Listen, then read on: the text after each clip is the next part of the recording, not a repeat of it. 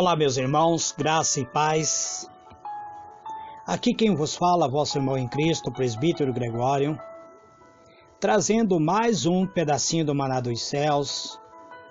Um pedacinho do Maná dos Céus, amado, que nós estamos fazendo comentário do livro de Efésios. Hoje eu quero comentar o capítulo 5, versículo 15 em diante. Vamos à palavra de Deus. Está escrito assim: Portanto, vedes diligentemente como andais, não como nécio, mas como sábio, usando bem cada oportunidade, porque os dias são maus. Por isso não sejais insensato, mas entendei qual seja a vontade do Senhor. E não vos embriaguei com vinhos, na qual há devassidão, mas enchei-vos no Espírito, falando entre vós em salmos, hinos e cântico espiritual, cantando e salmodiando ao Senhor no vosso coração, sempre dando graça por tudo a Deus, o Pai, em o nome de nosso Senhor Jesus Cristo. Sujeitai-vos uns aos outros no temor de Cristo. Vós, mulheres, submetei-vos ao vosso marido como ao Senhor, porque o marido é a cabeça da mulher, como também Cristo é a cabeça da igreja, sendo ele próprio o Salvador do corpo. Mas assim como a igreja está sujeita a Cristo, assim também vós, mulheres, ou seja, em tudo os seus maridos. Vós, marido, amai as vossas mulheres, como também Cristo amou a igreja e a si mesmo se entregou por ela, a fim de santificar, tendo-a purificado com a lavagem da água pela palavra, para apresentá-lo a si mesmo, igreja gloriosa, sem mácula, nem ruga, nem qualquer coisa semelhante, mas santa e irrepreensível. Assim deve o marido amar sua própria mulher, como aos seus próprios corpos. Quem ama a sua mulher, ama-se a si mesmo. Pois nunca ninguém aborreceu sua própria carne, antes a nutre e a presa, como também Cristo a igreja, porque somos membro do seu corpo. Por isso deixará o homem seu pai e sua mãe, e se unirá à sua mulher, e serão dois uma só carne. Grande é esse mistério, mas eu falo em referência a Cristo e a igreja. Todavia vós, cada um de vós por si, assim ame sua própria mulher, como a si mesmo. A mulher reverencia o seu marido. Muito bem, amados, diletos irmãos, eu gostaria de comentar esses versículos, tentar comentar esses versículos, um após o outro. O apóstolo Paulo dá um conselho útil a cada um de nós. Ele diz que nós devemos ser diligentes, devemos andar como uma pessoa é sábia, não como uma pessoa tola. Devemos agir não como pessoas tolas, mas como pessoa sábia, sabendo aproveitar cada oportunidade. Existem pessoas, amados, que a oportunidade lhe cai uma única vez na vida. A oportunidade surge uma única vez na vida, e se ele não aproveitar essa oportunidade, essa pessoa nunca será bem-sucedida. Então devemos usar bem cada oportunidade, porquanto os dias são maus, amados. Por isso, o apóstolo nos aconselha que não devemos ser insensatos, quer dizer, não devemos ser tolo, mas devemos compreender qual seja a própria vontade do Senhor. Ele dá um conselho aqui, ele diz: não vos embriaguei com vinho, na qual há devassidão, mas enchei-vos do Espírito. Em outra passagem ele diz, não embriaguei-vos com vinho, porque há contenda. Você pode perceber que quando a pessoa está embriagada, ele age com devassidão, muitas vezes busca contenda. E o apóstolo está falando que nós devemos nos encher do Espírito de Deus, pois o Espírito supre a necessidade da própria embriaguez. Ele aconselha agora que nós venhamos falar entre cada um de nós salmos, hinos e canto espiritual, cantando e salmodiando ao Senhor no nosso coração. Então, muitas pessoas perguntam, mas como eu posso louvar a Deus todo instante? Louve em teu coração. Grave na tábua do teu coração salmos, hinos espiritual. E depois deixa-se teu coração alimentar tua alma com esses hinos, com os louvores, sem muitas vezes precisar abrir sua própria boca. Agora o apóstolo aconselha que devemos sempre dar graça por tudo a Deus Pai, em o nome do nosso Senhor Jesus Cristo.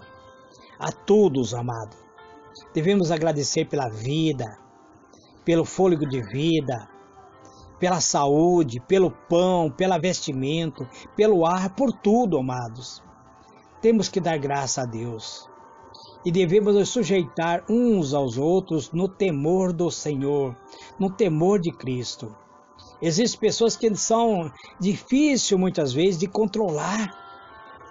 Pessoas dizem, o pastor não manda de mim, ninguém manda em mim, eu sou independente. Mas a Bíblia está escrito aqui que devemos nos submeter, nos sujeitar uns aos outros. Agora o apóstolo também traz um conselho útil para as mulheres. Ele diz, vós mulheres, submetei-vos ao vosso marido como ao Senhor. Aqui uma palavra muito importante, que quando a mulher se submete ao seu marido, é como se ela estivesse se submetendo ao próprio Senhor Jesus Cristo. Os maridos devem ficar muito felizes quando ouvem essa palavra. Mas logo em seguida vem aqui, a palavra diz que o marido é a cabeça da mulher, como também Cristo é a cabeça da igreja, sendo ele o próprio Salvador do corpo. Mas assim como a igreja está sujeita a Cristo, assim também as mulheres sejam em tudo sujeitas aos seus maridos. Agora vem o conselho ao marido. O marido pode pensar, não, a mulher tem que se submeter, tem que ser sujeita a mim, eu sou a cabeça. Mas olha só a obrigação do marido. Vós, marido, amai as vossas mulheres, como também Cristo amou a igreja e a si mesmo se entregou por ela, a fim de santificar, tendo-a purificado com a lavagem da água pela palavra, para apresentá-lo a si mesmo, igreja gloriosa, sem mácula, sem ruga, sem qualquer coisa semelhante, mas santa e irrepreensível. Veja agora, a palavra mais difícil que o apóstolo fala. Assim deve o marido amar sua própria mulher, como o seu próprio corpo, como Cristo amou a igreja, como Cristo se entregou pela própria igreja. Se for necessário o marido morrer em defesa da sua própria esposa, é isso que o apóstolo Paulo está falando. Assim o marido deve amar sua própria mulher, como seu próprio corpo. Quem ama a sua mulher, ama a si mesmo, pois nunca ninguém aborreceu seu próprio corpo. Você que muitas vezes espanca sua esposa, ofende sua esposa, com palavras ofensivas, você está ofendendo a si mesmo. Então você deve nutrir esse amor, você deve prezar esse amor, como também Cristo prezou a igreja, porque nós somos membros do mesmo corpo. Assim diz o apóstolo, deixará o homem, o pai e a mãe, e unir-se a uma mulher, e serão dois, mais uma só carne. Ambos serão dois, mas ambos não serão independentes. Ambos precisarão nutrir um ao outro.